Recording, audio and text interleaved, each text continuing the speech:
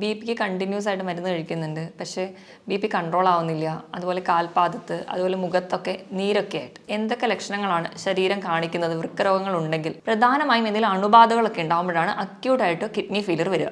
Mainly malaria അല്ലെങ്കിൽ എലിപ്പനി, ഡെങ്കിപ്പനി തുടങ്ങിയ അസുഖങ്ങൾക്ക് ശേഷം നമുക്ക് കിഡ്നി ഫെയിലിയറുകൾ വരാം. ഇനി നമുക്ക് രണ്ടാമതായി കാണുന്നതാണ് ക്രോണിക് റീനൽ ഫെയിലിയർ അല്ലെങ്കിൽ സ്ഥിരമായിട്ടുള്ള കിഡ്നി ഫെയിലിയറുകൾ. ഇത് നമ്മൾ തുടക്കത്തിലൊക്കെ അറിയുകയാണെങ്കിൽ നമുക്ക് ചികിത്സിച്ചാൽ ഒരു പരിധി വരെ കൺട്രോൾ ചെയ്യാം. അല്ലെങ്കിൽ കുറച്ചുകൂടി ഡെവലപ്ഡ് ആയി പോവുകയാണെങ്കിൽ നമുക്ക് ഡയാലിസിസിലോടൊക്കെ പോവേണ്ടി വരുന്നുണ്ട്. ക്രിയാറ്റിൻ്റെ ലെവൽ 0.6 to 1.2 ആണ്. ഒരു 1.5 മുകളിലെത്തുമ്പോൾ തൊട്ടേ നമ്മൾ കുറച്ചുകൂടി ശ്രദ്ധിക്കേണ്ടിയിരിക്കുന്നു. ഹായ്, ഞാൻ ഡോക്ടർ പ്രിയ, Q1 ഹെൽത്ത് കെയറിലെ ഹോമിയോപ്പതിക് ഫിസിഷ്യനാണ്. നമ്മുടെ ക്ലിനിക്കിലൊക്കെ ചില പേഷ്യൻസ് വരാറുണ്ട്. ബിപിക്ക് കണ്ടിന്യൂസ് ആയിട്ട് മരുന്ന് കഴിക്കുന്നുണ്ട്. പക്ഷേ ബിപി കൺട്രോൾ ആവുന്നില്ല. അതുപോലെ കാൽപാദത്ത്, അതുപോലെ മുഖത്തൊക്കെ നീരൊക്കെ ആയിട്ട്. ഇതൊക്കെ ഒരു പരിധി വരെ വൃക്കകൾക്കുള്ള രോഗങ്ങൾക്കുണ്ടാവാം. ഇന്ന് നമുക്ക് എന്തൊക്കെ ലക്ഷണങ്ങളാണ് ശരീരം കാണിക്കുന്നത് വൃക്കരോഗങ്ങൾ ഉണ്ടെങ്കിൽ എന്ന വിഷയത്തെക്കുറിച്ച് സംസാരിക്കാം. നമ്മുടെ ശരീരത്തിൽ ഒരു ജോഡി വൃക്കകളാണുള്ളത്. നമ്മുടെ നട്ടലിനെ 2 വശത്തായിട്ട് സ്ഥിതി ചെയ്യുന്നു. 150 ഗ്രാം ഭാരമാണ് ഇതിനുള്ളത്. നമ്മുടെ ശരീരത്തിലെ മാലിന്യങ്ങളെയൊക്കെ മൂത്രത്തിലൂടെ പുറന്തള്ളലാണ് പ്രധാന ഫംഗ്ഷൻ. ഇതിനായിട്ട് 1 മിനിറ്റിൽ ഏകദേശം 1.25 ലിറ്റർ രക്തം ശുദ്ധീകരിക്കപ്പെടുന്നു. അതായത് ഏകദേശം ഒരു 4 മിനിറ്റ് കൊണ്ട് നമ്മുടെ ശരീരത്തിലെ മൊത്തം രക്തത്തെ ഒരു തവണ ശുദ്ധീകരിക്കാനുള്ള കഴിവ് നമ്മുടെ വൃക്കകൾക്കുണ്ട്. ഈ മാലിന്യങ്ങളെ പുറന്തള്ളുന്നതിന് പുറമെ നമ്മുടെ ശരീരത്തിലെ ലവണങ്ങളെയും അല്ലെങ്കിൽ മറ്റ് ധാതുക്കളുടെ ലെവലൊക്കെ മെയിൻറ്റെയിൻ ചെയ്യാനും, അതുപോലെ നമ്മുടെ വൈറ്റമിൻ ഡി, നമ്മുടെ എല്ലുകൾക്കും പല്ലുകൾക്കൊക്കെ ബലം നൽകുന്ന വൈറ്റമിൻ ഡിയുടെ ആക്റ്റീവ് ഫോമിൽ എത്തിക്കാനും, അതുപോലെ തന്നെ നമ്മുടെ ചുവന്ന രക്താണുക്കളെ ഉൽപ്പാദിപ്പിക്കാൻ വേണ്ടിയിട്ടുള്ള എറിത്രോപോയിറ്റിൻ എന്ന് പറയുന്ന ഹോർമോൺ ഉൽപ്പാദിപ്പിക്കാനും ഒക്കെ നമുക്ക് വൃക്കകളുടെ സഹായം ആവശ്യമാണ്. ഇതോടൊപ്പം തന്നെ നമ്മുടെ ബിപി കൺട്രോൾ ചെയ്യുന്ന ഫംഗ്ഷനും വൃക്കകൾ ചെയ്യുന്നുണ്ട്. ഈ വൃക്കകളുടെ പൂർണ്ണമായ സ്തംഭനം നമ്മൾ പ്രധാനമായിട്ടും 2ആയിട്ട് തരംതിരിച്ചിട്ടുണ്ട്. അതിൽ ഫസ്റ്റ് വണ്ണാണ് അക്യൂട്ട് അല്ലെങ്കിൽ താൽക്കാലികമായിട്ടുള്ള സ്തംഭനം. ഇത് എന്തുകൊണ്ടൊക്കെ ഉണ്ടാവുമെന്ന് നോക്കാം. പ്രധാനമായും എന്തെങ്കിലും അണുബാധകളൊക്കെ ഉണ്ടാകുമ്പോഴാണ് അക്യൂട്ടായിട്ട് കിഡ്നി ഫെയിലിയർ വരിക. മെയിൻലി മലേറിയ അല്ലെങ്കിൽ എലിപ്പനി, ഡെങ്കിപ്പനി തുടങ്ങിയ അസുഖങ്ങൾക്ക് ശേഷം നമുക്ക് കിഡ്നി ഫെയിലിയറുകൾ വരാം. അത് ഒരു താൽക്കാലികമാണ്, പെട്ടെന്നുണ്ടാകുന്ന കുറച്ച് ദിവസങ്ങൾ കൊണ്ടുണ്ടാകുന്ന ഒരു കണ്ടീഷനാണ് അക്യൂട്ട് റീനൽ ഫെയിലിയർ. ഇത് നമുക്ക് പെട്ടെന്നുണ്ടാകുന്ന ചികിത്സകളിലൂടെയൊക്കെ നമുക്ക് കിഡ്നിയെ പഴയ ഫംഗ്ഷനിലോട്ട് തിരിച്ചെത്തിക്കാൻ പറ്റും.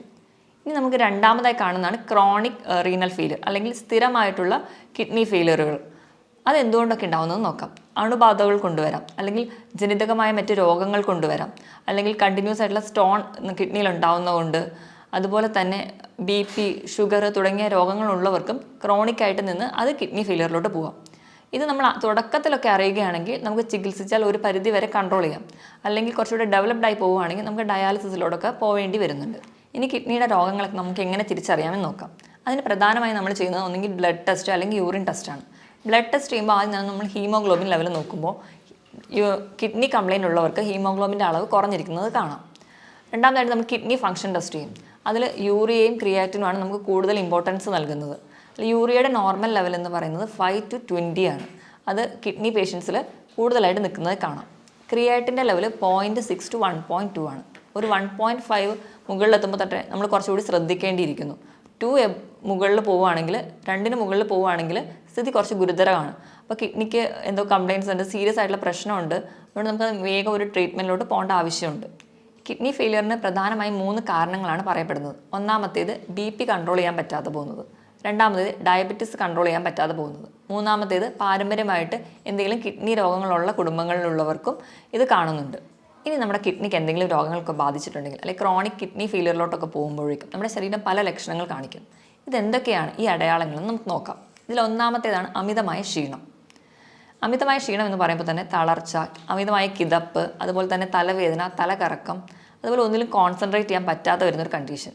ഇതിന് പ്രധാന കാരണം നമ്മുടെ ശരീരത്തിൽ യൂറിയയുടെ അളവ് കൂടുതലായി നിൽക്കുന്നത് കൊണ്ടാണ്.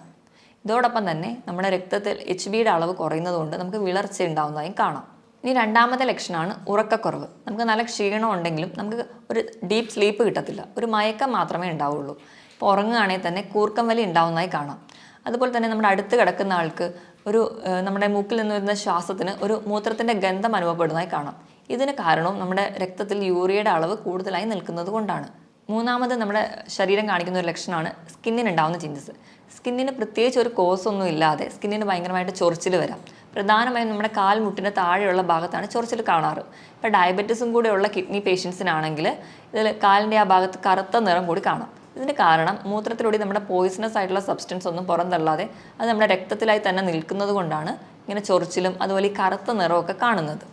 നാലാമതായി ശരീരം കാണിക്കുന്ന ഒരു ലക്ഷണമാണ് ഇടയ്ക്കിടയ്ക്ക് മൂത്രം ഒഴിക്കാനുള്ള ഒരു ടെൻഡൻസി. പക്ഷേ നമുക്ക് മൂത്രം ഒഴിക്കാനൊക്കെ പോയി ഇരുന്നാലും മൂത്രം പോകത്തില്ല. ആ ഒരു ടെൻഡൻസി മാത്രമേ കാണിക്കുള്ളൂ. ഇത് കൂടുതലായും കാണുന്നത് രാത്രി സമയത്താണ്. അഞ്ചാമതായി കാണുന്ന ഒരു ഫീച്ചറാണ് മൂത്രത്തിൽ കലക്കലായിട്ട് കാണുന്നത്. അതായത് നമ്മുടെ മൂത്രത്തിൽ ബ്ലഡ് കൂടി മിക്സ് ചെയ്തിട്ട് പോകും. ചിലപ്പോൾ മൂത്രം ഒഴിക്കുന്നതിൻ്റെ തുടക്കത്തിൽ കുറച്ച് ബ്ലഡ് പോകും, അത് കഴിഞ്ഞിട്ടായിരിക്കും മൂത്രം പോകുന്നത്. അല്ലെങ്കിൽ ഒരു കലങ്ങിയ സ്റ്റേറ്റിലായിരിക്കും കാണുക. നമ്മൾ ചെളി വെള്ളത്തിൽ കുഴച്ച പോലെ ഒരു കലങ്ങിയ അവസ്ഥയിൽ ആണ് യൂറിൻ പോവാറ്. നമ്മൾ എത്ര വെള്ളം കുടിച്ചാലും ഇതൊരു കലക്കലായി തന്നെ തുടരുന്നെങ്കിൽ അതെന്തെങ്കിലും ഒരു കിഡ്നി ഡിസീസ് ഉള്ളവരിലാണ് കൂടുതലായും കാണുന്നത്. ആറാമതായി കാണുന്ന ഒരു ഫീച്ചറാണ് മൂത്രത്തിൽ പതയായിട്ട് കാണുന്നത്. അത് നമ്മുടെ മുട്ടയുടെ വെള്ളയൊക്കെ എടുത്ത് അടിച്ച് പതപ്പിച്ച് കഴിഞ്ഞാൽ നമ്മുടെ പാത്രത്തിൻ്റെ സൈഡിൽ ഇങ്ങനെ കുമിള പോലെ പറ്റി പിടിച്ചിരിക്കുന്നില്ലേ, ആ ഒരു സ്റ്റേറ്റിൽ നമ്മുടെ മൂത്രം പോകുമ്പോൾ കാണാൻ പറ്റും. അതുപോലെ കുമിളകളൊന്നും പൊട്ടാതെ പതയായിട്ട് തന്നെ നിൽക്കുന്നുണ്ടെങ്കിൽ അതും ഒരു കിഡ്നി ഡിസീസിനുള്ള ഒരു അടയാളമായിട്ട് കാണുന്നു. ഇനി ഏഴാമതായി ശരീരം കാണിക്കുന്ന ഒരു ലക്ഷണമാണ് കണ്ണിന് ചുറ്റുമുള്ള തടിപ്പ്, അല്ലെങ്കിൽ നമ്മൾ അതിനെ പഫിനെസ് എന്ന് പറയും. ഇതിന് പ്രധാന കാരണം എന്ന് വെച്ച് കഴിഞ്ഞാൽ നമ്മുടെ ശരീരത്തിന് ആവശ്യമായിട്ടുള്ള പ്രോട്ടീനുകൾ കിഡ്നി വഴി പുറന്തള്ളുകയും അതിന് പകരം പോയിസണസ് ആയിട്ടുള്ള സബ്സ്റ്റൻസ് രക്തത്തിൽ അടിയുന്നതും കൊണ്ടാണ്. നമ്മൾ കിഡ്നി വഴി നമ്മുടെ ശരീരത്തിന് ആവശ്യമുള്ള പ്രോട്ടീൻ പോകുന്നതിനോടൊപ്പം തന്നെ നമ്മുടെ മസിലുകളിലുള്ള പ്രോട്ടീനും അവ പുറന്തള്ളുന്നു. അപ്പോൾ നമ്മുടെ മസിൽസൊക്കെ കുറച്ചുകൂടെ വീക്കാവും. അതുപോലെ കിഡ്നി പേഷ്യൻസൊക്കെ ഇങ്ങനെ മെലിഞ്ഞ് വരുന്നതായിട്ട് നമുക്ക് കാണാം. ഇനി എട്ടാമതായിട്ട് ശരീരം കാണിക്കുന്ന ഒരു ഫീച്ചറാണ് കാൽപാദത്തിലൊക്കെ നീരുണ്ടാവുന്നത്. ഇതിന് പ്രധാന കാരണം എന്ന് വെച്ചിട്ടുണ്ടെങ്കിൽ നമ്മുടെ കിഡ്നിയുടെ എന്തെങ്കിലും ഡിസീസസ് വന്ന് കിഡ്നി ഫെയിലിയർ ആയിട്ടുണ്ടെങ്കിൽ നമ്മൾ വേണ്ടത്ര രീതിയിൽ ബ്ലഡൊക്കെ ഒന്നും പ്യൂരിഫൈ ചെയ്യാതെ പോകും. അപ്പോൾ ഈ ഫ്ലൂയിഡ് എല്ലാം കൂടി റിട്ടെയിൻ ചെയ്യുന്നതുകൊണ്ട് ഫ്ലൂയിഡ് ഇങ്ങനെ കെട്ടിക്കിടക്കുന്നതുകൊണ്ടാണ് കാൽപാദത്തിന് നീര് വരിക. പല കാരണങ്ങൾ കൊണ്ട് നമുക്ക് കാലിലൊക്കെ നീര് വരാം. ചില സന്ധിവാതങ്ങൾ കൊണ്ടുവരാം, അല്ലെങ്കിൽ യൂറിക് ആസിഡിൻ്റെ പ്രശ്നം കൊണ്ടൊക്കെ വരാം. പക്ഷേ ഈ നീരും നമ്മുടെ കിഡ്നി ഡിസീസിനുള്ള നീരും രണ്ടും രണ്ടായിരിക്കും. നമ്മൾ ചിലപ്പോൾ കാല് തൂക്കിയിടുമ്പോഴേക്കും ഈ കിഡ്നി ഡിസീസ് ഉള്ളവർക്ക് നീര് പെട്ടെന്ന് വരുന്നത് കാണാം. അതുപോലെ തന്നെ നമ്മൾ കാല് പൊക്കി വെച്ചതുകൊണ്ട് ഈ നീര് പെട്ടെന്ന് കുറയുന്നതായിട്ട് കാണാൻ പറ്റില്ല. ഇത് തന്നെ വെച്ച് നമുക്ക് ഡിഫറൻഷ്യേറ്റ് ചെയ്യാം, ഇത് കിഡ്നി ഡിസീസസ് കൊണ്ടാണോ അതോ മറ്റ് സന്ധി രോഗങ്ങൾ കൊണ്ടാണോ ഉണ്ടാവുന്നതെന്ന്. ഒമ്പതാമതായി ശരീരം കാണിക്കുന്ന ഒരു ലക്ഷണമാണ് വിശപ്പില്ലായ്മ. നമ്മൾ എത്ര പട്ടിണി കിടന്നാലും നമുക്ക് പ്രത്യേകിച്ച് ഒരു വിശപ്പൊന്നും തോന്നത്തില്ല. അതുപോലെ തന്നെ മറ്റു ചിലർക്കാണെങ്കിൽ ഭക്ഷണം കാണുമ്പോൾ അല്ലെങ്കിൽ ഭക്ഷണത്തിൻ്റെ സ്മെല്ലടിക്കുമ്പോഴേക്കും ഓക്കാനോ ഉണ്ടാവും. ഇതിന് കാരണവും നമുക്ക് ശരീരത്തിലെ യൂറിയയുടെ അളവ് കൂടുമ്പോൾ അത് കിഡ്നിക്ക് മുകളിൽ കരളിനെയും ബാധിക്കുന്നു. അതുവഴിയാണ് നമുക്ക് വിശപ്പില്ലായ്മ ഉണ്ടാവാനുള്ളൊരു കാരണം. ഇനി അവസാനത്തെ ലക്ഷണമാണ് മസിൽ ക്രാംസ്, അല്ലെങ്കിൽ മസിൽസിൻ്റെ കോച്ചിപ്പിടുത്തം. ഇതിന് കാരണം നമ്മുടെ കിഡ്നി വഴി കാൽസ്യത്തിന് കൂടുതലായിട്ട് പുറന്തള്ളുകയും അതുപോലെ പൊട്ടാസ്യം രക്തത്തിൽ കൂടുന്നതും കൊണ്ടാണ് നമുക്ക് കോച്ചിപ്പിടുത്തമൊക്കെ ഉണ്ടാവുന്നത്. ഈ മുകളിൽ പറഞ്ഞ 10 ലക്ഷണങ്ങളിൽ 3 മുതൽ 4 ലക്ഷണങ്ങൾ തുടർച്ചയായിട്ട് ഒരു രോഗിയിൽ തന്നെ കാണുന്നുണ്ടെങ്കിൽ നമ്മളത് ശ്രദ്ധിക്കേണ്ടതാണ്. എത്രയും പെട്ടെന്ന് ഒരു ഡോക്ടറെ കാണിക്കേണ്ടതാണ്. അപ്പോൾ തന്നെ നമ്മൾ യൂറിനും അതുപോലെ ബ്ലഡൊക്കെ ടെസ്റ്റ് ചെയ്ത് കിഡ്നി ഡിസീസ് ഇല്ല എന്ന് ഉറപ്പ് വരുത്തേണ്ടതാണ്. ഇനിയിപ്പോൾ BP അല്ലെങ്കിൽ ഷുഗറോ ഒക്കെയുള്ള രോഗികൾ, അല്ലെങ്കിൽ പാരമ്പര്യമായിട്ട് ഇങ്ങനത്തെ കിഡ്നി ഡിസീസ് ഉള്ളവരാണെങ്കിൽ ഇതിലൊരു 2 ലക്ഷണങ്ങൾ കുറച്ച് കാലമായിട്ട് നിൽക്കുന്നുണ്ടെങ്കിൽ എത്രയും പെട്ടെന്ന് ഒരു ഫിസിഷ്യനെ കാണേണ്ടതാണ്. ഇനി ഈ മുകളിൽ പറഞ്ഞ 10 ലക്ഷണങ്ങൾ ഏതെങ്കിലുമൊക്കെ നമ്മുടെ ശരീരം കാണിക്കാൻ തുടങ്ങിക്കഴിഞ്ഞാൽ നമ്മൾ കിഡ്നിക്ക് വേണ്ടത്ര ശ്രദ്ധ നൽകണം എന്നാണ് അർത്ഥം. അപ്പം എന്തൊക്കെ ലൈഫ് സ്റ്റൈൽ ചേഞ്ചസ് ആണ് വരുത്തേണ്ടതെന്ന് നോക്കാം. ഇതിൽ ഒന്നാമതാണ് ധാരാളം വെള്ളം കുടിക്കുക. ഒരു ഹെൽത്തി ആയിട്ടുള്ള ഒരാളാണെങ്കിൽ ദിവസം ഒരു 3 ലിറ്റർ വെള്ളം കുടിക്കുക. അതായത് ഒരു 15 ഗ്ലാസ് വെള്ളമെങ്കിലും കുടിക്കണം. ഇപ്പോൾ കിഡ്നി ഡിസീസസ് ഒക്കെ സ്റ്റാർട്ട് ചെയ്തു, പക്ഷേ ഡയാലിസിസിലോട്ടൊന്നും എത്തിയിട്ടില്ലാത്ത ഒരാളാണെങ്കിൽ വെള്ളം കുടിക്കുന്നതിൻ്റെ അളവും മൂത്രം ഒഴിക്കുന്നതിൻ്റെ അളവും തമ്മിൽ ഒരു അനുപാതമുണ്ട്. അവരൊഴിക്കുന്ന മൂത്രത്തിൽ നിന്നിൻ്റെ കൂടെ ഒരു 600 മില്ലി കൂടി കൂട്ടിയിട്ട് വേണം അവർ വെള്ളം കുടിക്കാൻ.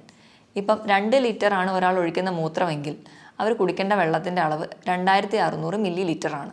രണ്ടാമതായിട്ട് പുകവലി പൂർണ്ണമായി നിർത്തുക. അതിന് ഒന്നാമത്തെ പറയുന്ന കാരണം എന്ന് വെച്ചിട്ടുണ്ടെങ്കിൽ നമ്മൾ പുകവലി ഉള്ളവരിൽ ഓക്സിജൻ ക്യാരിയിങ് കപ്പാസിറ്റി, ഓക്സിജൻ്റെ അളവ് കുറയുന്നതായിട്ട് കാണാം. രണ്ടാമതായിട്ട് പുകവലി മൂലം ഉണ്ടാകുന്ന കെമിക്കൽസ് നമ്മുടെ രക്തക്കൊള്ളുകൾ അടിയുകയും അത് നമ്മുടെ ചെറിയ രക്തക്കൊള്ളുകൾക്ക് നാശം ഉണ്ടാക്കുകയും ചെയ്യുന്നു. ഇതുവഴി നമ്മുടെ വൃക്കകൾക്കുള്ള രക്തയോട്ടം കുറയ്ക്കുകയും ചെയ്യുന്നുണ്ട്. അതുപോലെ തന്നെ ഈ പുകവലി ഉള്ളവരിലാണ് കൂടുതലായിട്ടും ഇപ്പോൾ കിഡ്നി ക്യാൻസേഴ്സും അല്ലെങ്കിൽ മറ്റ് ഗ്രോത്തുകളും കിഡ്നിയിൽ ഉണ്ടാകുന്നത് കൂടുതലായി കാണുന്നത് പുകവലി ഉള്ളവരിലാണ്. മൂന്നാമതായിട്ട് മദ്യപാനം, അതുപോലെ തന്നെ പ്രിസർവേറ്റീവ്സ് ആഡ് ചെയ്തിട്ടുള്ള ഡ്രിങ്ക്സും സോഫ്റ്റ് ഡ്രിങ്ക്സൊക്കെ പൂർണ്ണമായി നിർത്തുക. ഈ മദ്യപാനം ഒക്കെ ഉള്ളവരിൽ ഇലക്ട്രോലൈറ്റ് ബാലൻസ്, അതായത് നമ്മുടെ ധാതുക്കളുടെയും ലവണങ്ങളുടെയൊക്കെ ബാലൻസ് പ്രോപ്പറായിട്ട് കാണില്ല. അതുപോലെ തന്നെ ശരീരത്തിന് വേണ്ട ആവശ്യമായിട്ടുള്ള വെള്ളം ഈ മദ്യപാനികളിൽ കുറവായിട്ട് കാണാം. അവർക്ക് ഡീഹൈഡ്രേഷൻ കൂടുതലായിട്ട് കാണുന്നുണ്ട്. നാലാമതായിട്ട് അമിതവണ്ണം, ഓവർ വെയിറ്റ് ഒക്കെ ഉണ്ടെങ്കിൽ അത് മാക്സിമം കൺട്രോൾ ചെയ്യാൻ ശ്രദ്ധിക്കണം. അമിതവണ്ണമുള്ളവർക്കൊക്കെ വൃക്കയിലെ മുകളിലുണ്ടാകുന്ന ഓവർലോഡ് അല്ലെങ്കിൽ പ്രഷർ കൂടുതലാണ്. അത് നമ്മുടെ വൃക്കകൾക്ക് പെട്ടെന്ന് രോഗങ്ങൾ ഉണ്ടാവാനുള്ള കാരണമാകുന്നു. അതുകൊണ്ട് തന്നെ അമിതവണ്ണമുള്ളവരാണെങ്കിൽ അത് കൺട്രോൾ ചെയ്യാൻ ശ്രദ്ധിക്കുക. അതിനായിട്ട് കൃത്യമായിട്ട് വ്യായാമം ചെയ്യുക. ആഴ്ചയിൽ 5 ദിവസമെങ്കിലും കഴിയുന്നൊരു 45 മിനിറ്റ് മുതൽ 1 മണിക്കൂർ വരെ ചെറിയ തോതിലുള്ള വ്യായാമങ്ങൾ, രാവിലെ എണീറ്റ് നിരപ്പായ സ്ഥലത്തൂടെ നടക്കുക, അതായത് പറ്റുന്ന രീതിയിലുള്ള എക്സസൈസുകളൊക്കെ ചെയ്യുക. ഇത് നമ്മുടെ ശരീരം കുറച്ചുകൂടി ഹെൽത്തി ആയിട്ട് നിൽക്കും. അതുപോലെ തന്നെ വണ്ണം കുറയ്ക്കാം, ബിപിയും ഷുഗറും ഒക്കെ കൺട്രോൾ ചെയ്യാൻ പറ്റും. അതുപോലെ തന്നെ എല്ലാ ഭാഗത്തേക്കുള്ള ബ്ലഡ് സപ്ലൈ പ്രോപ്പറായിട്ട് നടത്താനും വ്യായാമത്തിന് സഹായിക്കും. ഇനി 6ാമതായിട്ട് നമുക്ക് ചെയ്യാൻ പറ്റുന്നൊരു കാര്യമാണ്, നമുക്ക് BP ഉണ്ടെങ്കിൽ, അത് രക്തസമ്മർദ്ദമോ അതുപോലെ ഷുഗറൊക്കെ ഉള്ളവരാണെങ്കിൽ അത് കൺട്രോൾ ചെയ്യാൻ ശ്രദ്ധിക്കുക. നമ്മുടെ ഭക്ഷണത്തിലൂടെയും കൺട്രോൾ ചെയ്യുക. അപ്പോൾ എന്തെങ്കിലും മെഡിസിൻസ് ഒക്കെ എടുക്കുകയാണെങ്കിൽ കൃത്യസമയം തന്നെ മെഡിസിൻ കഴിക്കാൻ വേണ്ടി ശ്രദ്ധിക്കുക. അതുവഴി നമുക്കൊരു പരിധി വരെ കിഡ്നി ഡിസീസിലോടൊന്നും എത്താതെ നമ്മുടെ ശരീരത്തിനെ പ്രൊട്ടക്റ്റ് ചെയ്യാൻ പറ്റും. അടുത്തതായിട്ട് ചിലരൊക്കെ ആണെങ്കിൽ നമുക്ക് ചെറിയ വേദനകളോ ഒക്കെ വരുമ്പോൾ തന്നെ ഡോക്ടറെ ഒന്നും കാണാതെ സ്വന്തമായിട്ട് മെഡിസിൻസ്, അതായത് പെയിൻ കില്ലേഴ്സൊക്കെ കഴിക്കുന്നവരിൽ കിഡ്നി ഡിസീസസ് കൂടുതലായി കാണുന്നുണ്ട്. അതുകൊണ്ട് തന്നെ നമ്മൾ മാക്സിമം സ്വന്തം ചികിത്സിക്കാതെ ഒരു ഡോക്ടറെ എപ്പോഴും കൺസൾട്ട് ചെയ്യാൻ ശ്രദ്ധിക്കുക. ഇനി ലാസ്റ്റായിട്ട് നമുക്ക് ഫുഡിൽ എന്തൊക്കെ ചേഞ്ചസ് വരുത്തണം നോക്കാം. നമ്മൾ നോർമലി ഹെൽത്തി ആയിരിക്കുമ്പോൾ കഴിക്കുന്ന ഒരു ഫുഡിൽ 4ൽ 1 ഭാഗം മാത്രമേ നമുക്കിപ്പോൾ ഒരു കിഡ്നി ഡിസീസ് ഉണ്ടെങ്കിൽ കഴിക്കാൻ പാടുള്ളൂ. അതുപോലെ തന്നെ നമുക്ക് പ്രോട്ടീൻ, നോർമലി ഹെൽത്തി ആയിട്ടുള്ള ഒരാളാണെങ്കിൽ 1 കിലോ ആണ് നമ്മുടെ ബോഡി വെയിറ്റെങ്കിൽ അതിനനുസരിച്ച് 1 ഗ്രാം പ്രോട്ടീനാണ് കഴിക്കേണ്ടത്. അതായത് 80 കിലോ ഉള്ള ഒരാളാണെങ്കിൽ ഒരു ദിവസം 80 ഗ്രാം പ്രോട്ടീൻ കഴിക്കണമെന്നാണ് നോർമലി പറയാറ്. പക്ഷേ ഒരു കിഡ്നി പേഷ്യൻസ് ആണെങ്കിൽ 1 കിലോ ബോഡി വെയ്റ്റിന് 0.8 ഗ്രാം മാത്രമേ പ്രോട്ടീൻ കഴിക്കാവൂ. അതായത് ഒരു 70 കിലോ ഉള്ള ഒരാളാണെങ്കിൽ 40 ഗ്രാം പ്രോട്ടീൻ മാത്രമേ ഒരു ദിവസം കഴിക്കാൻ പാടുള്ളൂ. പ്രോട്ടീൻ കഴിക്കുമ്പോൾ തന്നെ നമ്മൾ റെഡ് മീറ്റ് പൂർണ്ണമായും ഒഴിവാക്കുക. റെഡ് മീറ്റ് എന്ന് പറയുമ്പോൾ പോത്തിറച്ചി, താറാവിറച്ചി, ഇതൊക്കെ പൂർണ്ണമായും ഒഴിവാക്കുക. അതിന് പകരം വെജിറ്റബിൾ പ്രോട്ടീൻസ് കൂടുതലായി കഴിക്കുക. വെജിറ്റബിൾ പ്രോട്ടീൻസിൽ വരുന്നതാണ് പനീർ, കൂണ്, പയർ, കടല, പരിപ്പ് തുടങ്ങിയ ധാന്യങ്ങളും. രണ്ടാമതായിട്ട് നമ്മൾ കൊഴുപ്പ് കഴിക്കേണ്ട അളവാണെങ്കിൽ, കൊഴുപ്പെന്ന് പറയുമ്പോൾ നമ്മുടെ ഫാറ്റ്, അത് നമുക്ക് പല രീതിയിൽ കിട്ടും. നമുക്ക് മുട്ടയുടെ മഞ്ഞയിൽ നിന്ന് കിട്ടാം, മീൻ കഴിക്കുന്ന വഴി കിട്ടാം, നമ്മൾ ഉപയോഗിക്കുന്ന എണ്ണ, നെയ്യ്, ഇതിൽ നിന്നൊക്കെ നമുക്ക് കൊഴുപ്പ് കിട്ടും. ഒരു ദിവസം ഒരു ഹെൽത്തി ആയിട്ടുള്ള ഒരാളാണെങ്കിൽ ഒരു 50 ഗ്രാം മാത്രമേ കൊഴുപ്പ് കഴിക്കാൻ പാടുള്ളൂ. പക്ഷേ ഒരു കിഡ്നി ഡിസീസ് ഉള്ള ഒരാളാണെങ്കിൽ അതിൻ്റെ പകുതി മാത്രമേ ഒരു ദിവസം കൺസീവ് ചെയ്യാൻ പാടുള്ളൂ. ഇനി ലാസ്റ്റായിട്ട് ലവണങ്ങൾ എന്ന് പറയുമ്പോൾ സോഡിയം ഉണ്ട്, പൊട്ടാസ്യം, കാൽസ്യം, ഫോസ്ഫറസ് ഒക്കെ ഉണ്ട്. ഇതിൻ്റെ ലെവൽ എങ്ങനെ മെയിൻറ്റെയിൻ ചെയ്യാം? കൂടുതലായിട്ടും ഈ ലവണങ്ങളൊക്കെ ഉള്ളത് നമ്മുടെ പച്ചക്കറികളിലാണ്. അപ്പോൾ നമ്മൾ പച്ചക്കറികളൊക്കെ കഴിക്കുമ്പോൾ അതാദ്യം വേവിച്ച് അതിൻ്റെ വെള്ളം ഊറ്റി കളഞ്ഞിട്ട് വേണം കഴിക്കാൻ. ഈ ഒരു പ്രോസസ്സിന് നമ്മൾ ലീച്ചിങ് എന്നാണ് പറയുക. ഇപ്പോൾ ഇലക്കറികളിലാണെങ്കിൽ കോളിഫ്ലവർ, ബ്രക്കോളി, ക്യാബേജ്, ഇതൊക്കെ വൈറ്റമിൻ C നിറഞ്ഞതുമാണ്. അതുപോലെ തന്നെ നമ്മുടെ കിഡ്നി ഡിസീസൊക്കെ പ്രിവെൻറ്റ് ചെയ്യാൻ വളരെ നല്ലതാണ്. പക്ഷേ ഇതൊക്കെ കഴിക്കുന്നതിനോടൊപ്പം തന്നെ ഇത് വേവിച്ച് ഇതിൻ്റെ വെള്ളം ഊറ്റി കളഞ്ഞിട്ട് വേണം കഴിക്കാനെന്ന് ശ്രദ്ധിക്കുക. പൊതുവെ എല്ലാ രോഗങ്ങൾക്കും നമ്മൾ ഫ്രൂട്ട്സും വെജിറ്റബിൾസും ആണ് കൂടുതലായിട്ട് കഴിക്കാൻ പറയുക. ഇപ്പം നമ്മൾ ഫ്രൂട്ട്സ് കഴിക്കുകയാണെങ്കിലും ഒരു പരിധിയിൽ കൂടുതൽ കഴിക്കരുത്. കാരണം ഫ്രൂട്ട്സിലൊക്കെ കൂടുതലും പൊട്ടാസ്യമാണ് അടങ്ങിയിരിക്കുന്നത്. അപ്പോൾ പൊട്ടാസ്യം കൂടുതൽ ചെന്നിട്ടുണ്ടെങ്കിൽ അത് കിഡ്നി ഡിസീസിന് കൂടുതൽ ബുദ്ധിമുട്ടുണ്ടാക്കുകയേ ഉള്ളൂ. അപ്പോൾ പൊട്ടാസ്യം കുറഞ്ഞുള്ള ഫ്രൂട്ട്സാണ് ആപ്പിള്, പൈനാപ്പിൾ, അതുപോലെ തന്നെ ബെറി. ഇതിലൊക്കെ പൊട്ടാസ്യം വളരെ കുറവാണ്. ഇതൊക്കെ കൂടുതലായിട്ടും കഴിക്കാൻ വേണ്ടി ശ്രദ്ധിക്കുക. അതുപോലെ പേരയ്ക്ക പൊട്ടാസ്യം കുറഞ്ഞൊരു ഫ്രൂട്ടാണ്. ഇനി പൊട്ടാസ്യം കുറച്ച് കൂടുതലായിട്ട് നിൽക്കുന്ന ഫ്രൂട്ട്സുകളാണ് മാതളം, അതുപോലെ ഓറഞ്ച്, ഏത്തപ്പഴം, അതുപോലെ കരിക്കിലും പൊട്ടാസ്യം കൂടുതലായിട്ട് നിൽക്കുന്നുണ്ട്. കരിക്കൊക്കെ കിഡ്നി പേഷ്യൻസ് സ്ഥിരമായിട്ട് ഉപയോഗിക്കാതിരിക്കുന്നതാണ് നല്ലത്. ഇനിയിപ്പോൾ നമ്മൾ ഏത്തപ്പഴമൊക്കെ കഴിക്കുകയാണെങ്കിൽ അത് പുഴുങ്ങി കഴിക്കുമ്പോൾ പൊട്ടാസ്യം ഒരുപാട് വെള്ളത്തിലൂടെ നഷ്ടപ്പെടുന്നുണ്ട്. അപ്പോൾ കുറച്ചും കൂടി കിഡ്നി ഡിസീസ് ഉള്ളവർ ഏത്തപ്പഴമൊക്കെ പുഴുങ്ങി കഴിക്കുന്നതാണ് കുറച്ച് കൂടുതൽ ബെറ്റർ. ഇനി ഉപ്പിൻ്റെ അളവ് പറയുകയാണെങ്കിൽ കിഡ്നി പേഷ്യൻസ് ഒക്കെ ഉണ്ടെങ്കിൽ ഒരു 4 ഗ്രാമിൽ കുറവ് ഉപ്പ് മാത്രമേ ഒരു ദിവസം ഉപയോഗിക്കാൻ പാടുള്ളൂ. ഇപ്പം നമ്മുടെ വീട്ടിലൊക്കെ ആരെങ്കിലും കിഡ്നി പേഷ്യൻസ് ഒക്കെ ഉണ്ടെങ്കിൽ നമ്മൾ ഭക്ഷണം പാചകം ചെയ്യുമ്പോൾ എപ്പോഴും ഉപ്പിടാതെ പാചകം ചെയ്യുക. എന്നിട്ട് അവർക്ക് വേണ്ടിയിട്ടുള്ള ഒരു പോർഷൻ മാറ്റി വെച്ച് അതിൽ വളരെ കുറച്ച് ഉപ്പ് മാത്രം ചേർക്കുക. എങ്കിൽ മാത്രമേ നമുക്ക് ആ ഉപ്പിൻ്റെ ലെവൽ മെയിൻറ്റെയിൻ ചെയ്യാൻ പറ്റുള്ളൂ. നമുക്കറിയാം, നമ്മൾ സയൻസും അല്ലെങ്കിൽ മെത്തേഡ്സൊക്കെ ഇത്രയും ഡെവലപ്ഡ് ആയിട്ട് നിൽക്കുന്ന ഒരു സ്റ്റേജിലാണെങ്കിൽ പോലും കിഡ്നിയെ പോലെ തന്നെ ഏറ്റവും ചെറിയ മൈന്യൂട്ടായിട്ടുള്ള മാലിന്യങ്ങൾ പോലും പുറന്തള്ളാൻ പറ്റുന്ന ഒരു മെക്കാനിസം അല്ലെങ്കിൽ ഒരു മെഷീനും ഇന്ന് വരെ കണ്ടുപിടിക്കാൻ പറ്റിയിട്ടില്ല. ഇപ്പോൾ ഡയാലിസിസ് മെഷീൻസും ഒക്കെ ഉണ്ടെങ്കിലും അതും ഒരു കിഡ്നി ഫംഗ്ഷൻ ചെയ്യുന്ന പോലെ നമുക്ക് ഫംഗ്ഷൻ ചെയ്യാൻ പറ്റത്തില്ല. അപ്പോൾ മുകളിൽ പറഞ്ഞ പോലെ കൃത്യമായിട്ട് ഡയറ്റും അല്ലെങ്കിൽ കൃത്യമായിട്ട് തന്നെ നമ്മളെ ജീവിതശൈലികളിലൊക്കെ മാറ്റം വരുത്തിയാലും അല്ലെങ്കിൽ കൃത്യമായി വ്യായാമം ചെയ്യുന്നത് വഴി ഒരു പരിധി വരെയൊക്കെ നമുക്ക് കിഡ്നി ഡിസീസസ് കൺട്രോൾ ചെയ്യാൻ പറ്റും. ഇതിനോടൊപ്പം തന്നെ കിഡ്നി രോഗങ്ങൾക്കുള്ള ഫലപ്രദമായ ചികിത്സയും ഹോമിയോപ്പതിയിലൂടെ ലഭ്യമാണ്. ഇനി മറ്റൊരു ഹെൽത്ത് ടോപ്പിക്കുമായിട്ട് വീണ്ടും കാണുന്നതുവരെ നന്ദി.